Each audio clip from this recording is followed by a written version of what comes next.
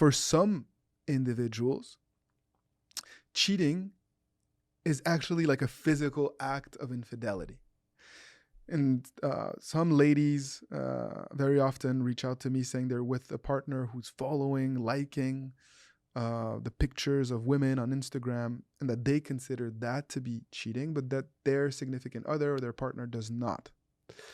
And so I wonder, do you consider that to be cheating? Or do you feel like it has to be kissing or an act of physical touch or even a sexual act in order for your significant other to actually have cheated on you? I have other individuals who have talked about an emotional connection that that their significant other has developed with a colleague, with a friend, with an old ex. And so that emotional attachment is what they felt was inappropriate. And so in their eyes, their significant other was being unfaithful. And some people will agree that actually that is completely inappropriate, and others may not. I've also seen instances where an act of infidelity is defined as seeking attention and validation outside of your relationship. So certain personality types, for instance, are very playful and easy to engage with and attract the attention and connection with members of the opposite sex. And so if you're in a relationship with someone who has a lot of friends, or who constantly is connecting with people of the opposite gender, is that inappropriate, and is it cheating? Or if you perhaps have a lot of friends and you're seeking some sort of connection and validation, even if you don't have intentions of connecting with them in an emotional or a physical way, is that considered cheating? I've also, in my years of doing this, seen that cheating is when you hide some things from your significant other. Individuals come to me telling me that, my partner was, talking to this person on Facebook and didn't tell me, or after work they kept going out and having drinks with, a certain group of people or a certain individual, and so they were cheating. Is that considered like cheating or an act of infidelity? Or if you are with someone who has a porn addiction and they're constantly going online and feeding that addiction and looking at pornographic material, is that considered cheating? Those are all instances that I've had to help individuals through. And it's important for me to get your feedback, your real insights and understanding. It's one thing if you're, been seeing someone for a couple of months, and perhaps, you can just walk away. It's another if you've built a life with someone and you're dealing with one of these key questions and trying to figure out where to draw the line and also how to approach it. I've also seen couples tell me that an individual has compromised their values, and that was cheating because they did not stay true to perhaps some of the vows that they had made, or some of the things that they hold dear as a couple. And so that was an act of infidelity as well. Others have said that, when you do something wrong, that you've done something wrong. That it's an act of infidelity based on how it makes you feel.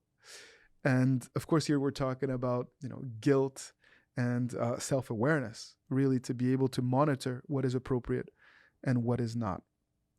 Ultimately, it's important for me to not only share some of these questions that many individuals all over the world are grappling with, but also, where do I draw the line? And my thinking on this has evolved over time, and where I thought that some of these behaviors were okay initially 10 years ago when I first started doing this, I have seen actually that relationships, marriages, are built on trust. And when the trust starts to be eroded, the foundation of the relationship is at risk. And it, even though you may not yet have cheated, it changes the very nature of your dynamic, of your interaction, of your partner's ability to put their heart out and really to support your needs and to feel safe having you support theirs. And so I tend to agree with this notion of compromising your values as an act of infidelity. And if you tend to do something that your partner would not be okay with you doing, in essence, that's an act of infidelity, because you're eroding the trust, the foundation of the relationship. And it can be as simple as talking to an ex on Facebook, and as big as, having an emotional or physical affair with someone. Either way, I'm not here to judge your worthiness as a partner or your partner's worthiness as a spouse. I'm here to have a conversation and to explore some of these real dynamics that people have to grapple with on a day-to-day. And not going beyond where do we draw the line, how do we know if a relationship is still worth fighting for if someone has broken our trust? And the truth is, from my experience, people are way too quick to throw in the towel when they are hurt or when they're afraid of being judged. And as long as individuals are willing to put in the work, have genuine remorse, and are striving to do better and to be better and are committed to that process, I believe that this unfortunate, hurtful act can lead to a greater connection, to greater trust, to greater understanding, if you are committed to learning that process together, to rebuilding that foundation, to establishing the boundaries, and then, striving with all your might to maintain love and harmony through the challenges and the adversity that you will no doubt face in your relationship.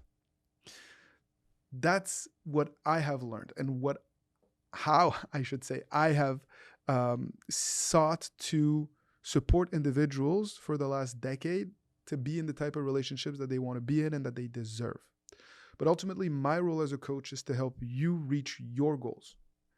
So if you're clear on what your goals are and you're unsure how to get there, please reach out to me so that I can accompany you. I can support you in getting there. Because ultimately, I want you to be in a healthy, fulfilling, happy, committed relationship. That's what I yearn for, and that's what you deserve, especially if you feel stuck. And most importantly, please tell me, where do you draw the line? What is appropriate and what is inappropriate? What is cheating and what is not? I want to learn from your experience, so please don't hesitate to share. Be generous and share your experience, your thoughts, your values in the comment section below this video.